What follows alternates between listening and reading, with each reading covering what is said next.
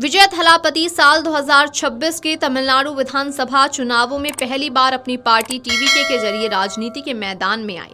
पहली ही बार में उन्होंने करिश्माई प्रदर्शन करते हुए ऐतिहासिक जीत हासिल की और वे राज्य के नए मुख्यमंत्री बने।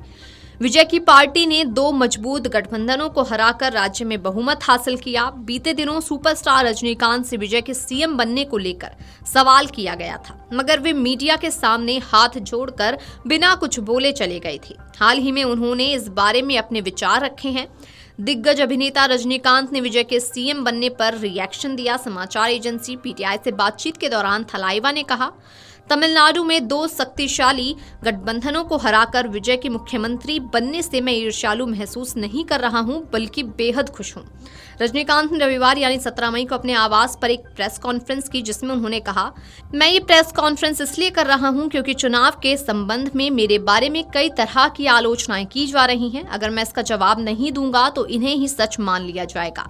चुनाव नतीजों के बाद मैं एमके स्टालिन से मिलने गया था और ये बात आलोचना का विषय बन गई। हमारी दोस्ती राजनीति से परे है। मुझे इस बात का दुख हुआ कि एमके स्टालिन कुलाथुर से हार गए।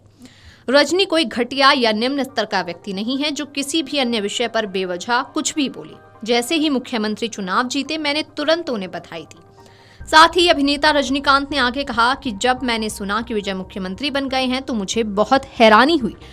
मैं राजनीति में नहीं हूं, मुझे राजनीति से दूर हुए काफी दिन हो गए हैं। विजय और मेरे बीच 28 साल का अंतर है।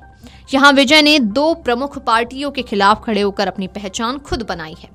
रजनीकांत ने कहा कि मैंने एयरपोर्ट पर विजय के बारे में सवाल का जवाब नहीं दिया क्योंकि मैं राजनीति से दूर हूं। जब मैं राजनीति में नहीं हूं तो मुझे विजय से जलन क्यों होगी।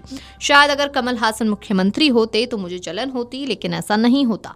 मेरे और विजय के बीच एक पीढ़ी का अंतर है, इसलिए मैंने पहले ही कहा है कि अगर विजय मेरे साथ चुनाव लड़े तो ना मेरे लिए अच्छा है और ना ही उनके लिए। मैं उन्हें तब से देख रहा हूं जब वे बहुत छोटे थे। साथ ही रजनीकांत ने आगे बोला, विजय कम उम्र में मुख्यमंत्री बने हैं। उन्होंने 2 बड़ी पार्टियों के खिलाफ अकेले कैंडिडेट के तौर पर जीत हासिल की।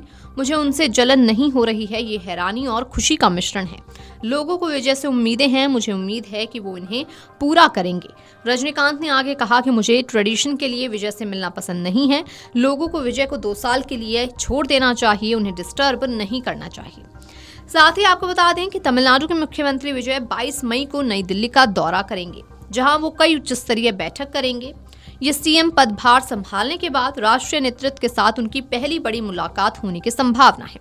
सूत्रों के अनुसार इस यात्रा के दौरान मुख्यमंत्री विजय की प्रधानमंत्री नरेंद्र मोदी से मुलाकात होने वाली है।